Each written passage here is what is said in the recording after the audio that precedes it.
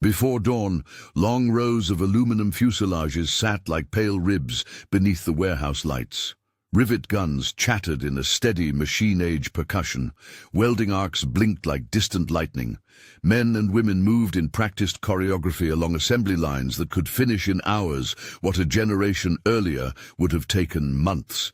That hammering, steady, relentless, almost indifferent to the seasons, would become, in the calculus of war, a decisive instrument. It is against that sound, and not merely against soldiers in the field, that German generals would finally measure their defeat. December 11th, 1941, in a Berlin opera house, was not the start of an old man's temper. It was the public expression of a long-held certainty. Adolf Hitler announced war on the United States as if declaring an encounter with something he believed he already understood. A decadent, materialist civilization that would crumble under the stress of prolonged combat. His image of America, shaped by selective reading, admiration for certain aspects of its social policy, and the filtered impressions of films and novels, produced a predictive model that misread industrial capacity, organizational flexibility, and political will. For years, that model guided strategy in Berlin. But the United States did not conform to those expectations. Roosevelt's mobilization in 1940-41 did not merely expand the factories that existed, it created factories to build factories. Lend-Lease primed the machine, sending planes, tanks, engines, and raw material to allies and filling logistical channels that would later serve an even greater surge. Economically, the transformation was staggering. Between 1939 and 1944, American GNP rose by roughly half, a growth measured in factories, shipping, and the logistics to move irreplaceable tons of material across oceans. Those numbers were not abstract. They translated directly into ships on the waves, aircraft over Europe, and ammunition in the hands of soldiers. The German High Command would learn this truth in a sequence of episodes, small failures and tactical surprises that accumulated until the picture finally came into focus. If this history intrigues you, stay with me through the sequence that forced German commanders to change their minds, and if you value detailed, documentary breakdowns, consider subscribing to the channel for more deep dives. Hitler's conception of America was not formed in a vacuum. It was the product of years of selective exposure, popular literature that reduced Americans to frontier bravado, films that emphasized spectacle over industrial discipline, and an elite fascination with aspects of American social policy taken out of context. That lens was further warped by ideology. Where others saw complexity, Nazi doctrine sought simple, racialized explanations. American diversity and scale were therefore filtered into caricature, a nation of gamblers, capitalists, and sentimentalists who could not sustain the grim, disciplined endurance of total war. The practical effect of this misperception was not merely academic. Intelligence reports that did not match the ideological framework were dismissed or explained away. When American leaders set ambitious production targets, Berlin's reaction, often voiced by senior advisors, was disbelief. Impossible, some declared. But Roosevelt's administration understood a distinction that mattered strategically. Expanding existing capacity produces marginal gains. Constructing new lines, standardized components, and assembly practices multiplies output exponentially. The famous Liberty ship program offers a single concrete illustration. Built to a simplified, standardized plan and produced on semi-automated assembly lines, Liberty ships were designed to be cheap, fast to assemble, and replaceable. Between 1941 and 1945, American yards turned out well over 2,000 of them, ships that would become the arteries of Allied supply. Lend-Lease was the primer. By sending aircraft, tanks, spares, and raw material to Britain and the Soviet Union, the United States opened routes and refined logistics that would later support its own forces at scale. The pipeline also had a political effect. It hardened Allied expectation that the United States would not merely supply equipment for others, but, at the decisive moment, flood Europe with its own weight. What Hitler heard from a distance, speeches, press releases, sometimes propaganda, did not convey the scale of this sustained, organized industrial mobilization. For commanders on the ground, however, the consequences would become increasingly visible. A quiet episode in June 1942 would expose a gap between German operational intention and American civil capacity. A small German operation, an insertion of trained saboteurs who landed by U-boat and inflatable raft on the American coastline, was meant to strike at industrial targets and create fear far inside the continental United States. The plan failed. A Coast Guard patrolman, John Cullen, observed men in an inflated rubber boat struggling in the surf and reported them. The subsequent FBI investigation arrested the saboteurs before they could do significant damage. The episode is worth the detail because it reveals two things at once: German willingness to take operational risks long beyond their reach, and American civil society's capacity for rapid procedural response when local actors did their job. The sabotage attempt did not bring down factories. It did, however, illuminate the limits of German reach and the robustness of American internal security and law enforcement systems. The FBI later concluded that the group had little chance of substantial success once local vigilance and rapid interagency response were factored in. Contrast that failed infiltration with the early months of Operation Drumbeat along the Atlantic seaboard. In the first half of 1942, German U-boats found an almost open ocean within sight of American shores. Shipping losses mounted. Merchant vessels lay creamed and sunk by wolfpack tactics that preyed on peacetime coastal habits. At first glance, these sinkings confirmed what German commanders wanted to believe, that the United States, with its long coastline and heavy reliance on merchant shipping, was vulnerable to maritime disruption. Yet that initial tactical advantage proved to be a dangerous data point if taken as strategic proof. American responses, blackouts, coastal convoys, expanded escort construction, and the rapid learning curve among Allied anti-submarine forces closed the window. Critically, American shipbuilding capacity meant sunken tonnage could be replaced faster than Germany could convert tactical success into sustained strategic paralysis. Early U-boat triumphs were real, but they were also a misleading sample. A momentary opportunity, exploited tactically but insufficient to overturn the arithmetic of industrial replacement. In North Africa, the pattern repeated in another register. The Tunisia campaign of 1943 is often recalled for its climactic surrender in May, when Axis forces capitulated en masse. But the deeper lesson for German observers was not simply the loss of territory. It was the speed at which American forces learned, reorganized, and applied logistics. The United States arrived in the Mediterranean with rough edges, supply problems, and tactical missteps. Yet within a matter of months, American units, aided by British experience and Allied command structures, converted defeat into momentum. The Axis forces in Tunisia, men on their last legs, short of fuel and spare parts, found themselves facing a coalition whose logistical tail could be replenished more easily than the Axis could. When approximately 250,000 Axis troops surrendered in the spring of 1943, it was not only a battlefield setback, it was evidence that manpower and materiel could be generated, shipped, and applied faster than the German system could replace losses or break supply lines. These cumulative episodes began to force a reorientation in German analysis. Facts arrived unevenly through the German chain of command. Admiral Wilhelm Canaris, head of military intelligence in the Abwehr, registered warnings in his reports. Albert Speer, The Reich Minister of Armaments and War Production kept detailed production figures he later shared in his memoirs.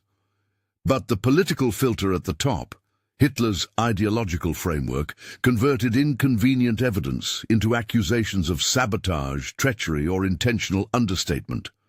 Information that should have prompted adaptation was, too often, pushed aside or passed through conspiracy rather than analysis. That bureaucratic inertia had practical effects. Production priorities remained skewed, resource allocation lagged, and the time window in which strategic correction might have been possible narrowed. The air war over Europe provides a concentrated case where arithmetic and attrition changed the balance. For 2 years, the Luftwaffe enjoyed a reservoir of experienced pilots and doctrines adapted to the early war's brutal learning curve. Allied daylight bombing raids in 1942-43 began to inflict damage, but without long-range escort fighters reaching into the heart of Axis airspace, bomber formations suffered grievous losses. The development and mass production of long-range escort fighters, above all the P-51 Mustang, altered that calculus.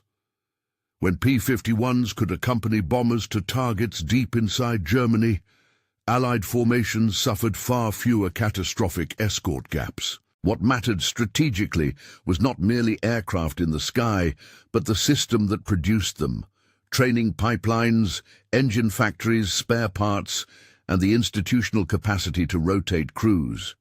Germany could produce excellent aircraft and had skilled designers, but its pilot training pipeline could not replace veteran airmen at the rate at which Allied industry and training centers produced qualified crews. The replacement math, planes and pilots coming off American assembly lines and through stateside training programs, began to outpace the Luftwaffe's ability to sustain a veteran cadre in the field. This was, for many German commanders, the slowest kind of recognition. An understanding not of a single battle, but of attrition and replacement as structural forces. Tactical victories at sea or in the air retained their headline power, but they were less consequential when the opposing side could reconstitute losses with comparative speed. The statistics: aircraft delivered, trained pilots graduated, ships launched, transformed into a narrative the German High Command could no longer ignore. Industrial-scale production creates strategic inertia that local genius or battlefield audacity cannot easily overcome. If one needed a decisive demonstration of that momentum, it arrived on the Normandy beaches and in the months that followed. D-Day, June 6, 1944, was a tactical masterpiece of planning, deception, and joint operation. Its strategic weight, however, lay in the logistical flood that followed. Troop transports and landing craft were only the visible front of an immense supply operation. In the first days and weeks, well over 100,000 men came ashore, backed by an unceasing flow of vehicles, ammunition, fuel, and rations. The Mulberry harbours and the artificial port at Arromanches were temporary solutions. The real advantage was the scale and regularity of replenishment. German units, constrained by interrupted supply lines and dwindling reserves of fuel and ammunition, watched as vehicles, tanks and men replaced losses at a tempo they could not match. Interrogations of captured German officers, whose reports were relayed through Allied intelligence channels, reveal a growing recognition among field commanders that something had fundamentally shifted. One officer, interrogated after his capture, is documented as saying in essence that the country across the Channel could outlast any conventional campaign. Supply lines kept flowing. Replacements arrived in numbers. Strategic depth was vast. That admission, however, came late. German military doctrine, coupled with Hitler's strategic insistence on holding ground and refusing flexible withdrawals, limited the capacity to adapt to an enemy whose strength lay less in singular combat power than in the capacity to sustain combat indefinitely. Nor were these realizations confined to the battlefield. Inside Germany, Albert Speer's records, later recounted in his memoirs and corroborated by production statistics, show both the scale of output and the uneven distribution of resources as the war wore on. Speer's attempts to rationalize armaments production encountered ideological resistance and competition for resources between branches of the military and the party apparatus. Diplomatic channels, with figures like Joachim von Ribbentrop playing a public role in shaping perceptions, often communicated a veneer of confidence that clashed with the arithmetic Speer and others confronted on paper. Admiral Canaris and other intelligence officers attempted to raise alarms, but the messages were filtered through a hierarchy increasingly governed by belief rather than by adaptive calculation. By the winter of 1944-45, the cognitive collapse was well advanced. Hitler, increasingly isolated in the Führerbunker, issued orders that tracked less with operational reality and more with the imagined front lines of his ideology. Commands to hold positions at all costs, to launch counterattacks from thin reserves, or to imagine phantom divisions on paper. These decisions reflected an inability to integrate hard, repeated evidence into policy. The German generals, who had already spent years adjusting their tactical assessments, found themselves pressed against a political system that demanded loyalty to a narrative rather than an honest appraisal of resources and limitations. The human cost of that dissonance was immense. Executions for perceived failure, the persecution of dissenting officers, and the crushing of institutional autonomy all combined to shorten the window in which a rational course correction might have been implemented. Moreover, the moral weight of Nazi crimes stands apart from these logistical narratives. There can be no equivocation about the regime's brutality. But in strictly strategic terms, the decisive factor remained the capacity to move material, ships, trucks, aircraft, and men. The American factory floor, the humming, efficient, and increasingly standardized machine, was the ultimate instrument of that capacity. Even as Berlin grew darker and the Reich's prospects shrank, the factory floor image persisted as the concrete, unglamorous cause of defeat. Machines hammered on, new Liberty ships were laid down, aircraft factories turned out more machines, and training centers graduated more crews. The FBI's investigation into the Pastorius affair closed with the finding that sabotage had failed to erode American industrial capacity, a small but symbolically revealing conclusion. Meanwhile, by mid-1943 and increasingly into 1944, American output in key categories, merchant shipping, aircraft, and armored vehicles, grew at rates Germany could not match. Those numbers, translated into operational terms, meant more ammunition in the field, more vehicles on roads, and more replacements for exhausted units. History often looks for a single moment of revelation, but the German general's discovery of American strength was cumulative. It was not a single intelligence report or a single battle that changed minds, so much as a succession of events that, taken together, contradicted an ideological expectation. Early successes, U-boat sinkings, the localized effectiveness of German combined arms attacks, created the illusion that the enemy was brittle. Each failed sabotage, each convoy's adaptation, each surrendered corps in North Africa, each bomber escorted deep into Germany, each supply convoy across the Channel added a new data point. When those data points were assembled, the pattern that emerged was unmistakable.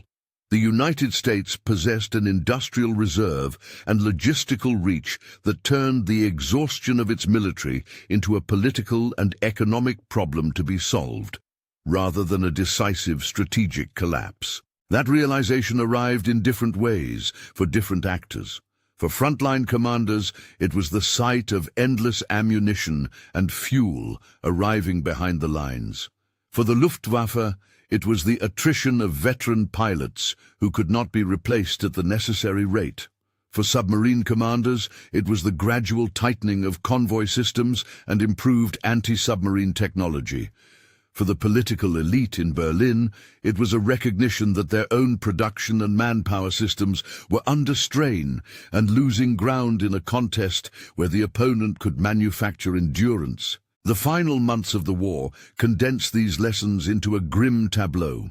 In April 1945, with the Soviets at the gates in the east and Allied forces tightening the noose in the west, the Führerbunker symbolized the isolation that comes when ideology replaces information. Orders came that could not be implemented. Resources were fragmented. The will to adapt was smothered by dogma. Many German officers, once committed to victory through tactical excellence, found themselves confronting a strategic landscape they had misread for years. The admission was less about individual bravery or tactical skill than about structural disadvantage, the impossibility of overcoming an opponent whose strength lay in production and organizational elasticity. Returning to that factory floor before dawn, the scene now appears less quaint than causal. The steady percussion of rivet guns, the floodlights exposing skeletal fuselages, the continual launch of ships and aircraft, these were not mere backdrops to combat, but active instruments of strategy.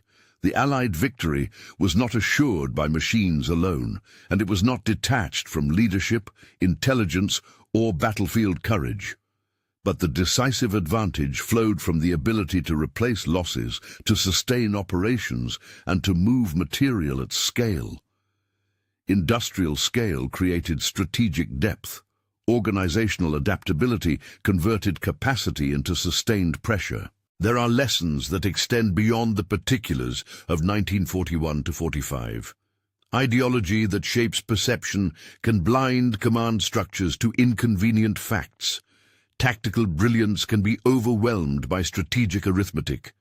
And while bravery, planning, and innovation matter, so too does the ordinary, unromantic work of manufacturing, standardizing, and distributing the tools of war. German generals came to understand this not in a single revelation, but through a procession of episodes that, collectively, spelled out a reality their prior assumptions had obscured. As historians, our task is to trace that discovery, to show how misperception hardened into strategic error, and how, in the end, the factory floor's steady output became a decisive cause of defeat. The Führerbunker closed one chapter. The long lines of riveted fuselages and the fleets of Liberty ships opened another. The story of 1941-45 is not merely one of battles won and lost, but of industrial power marshaled with political will. That combination proved, for the German command observing from a distance and later from the field, a surprising and ultimately insurmountable force. If this account raised questions, or you want a focused breakdown on one episode, how the Liberty ship program actually worked, the training pipeline that produced Allied pilots, or the logistics behind the Normandy resupply, please like and share this video and check out the suggested follow-up on how Liberty ships changed the course of the war.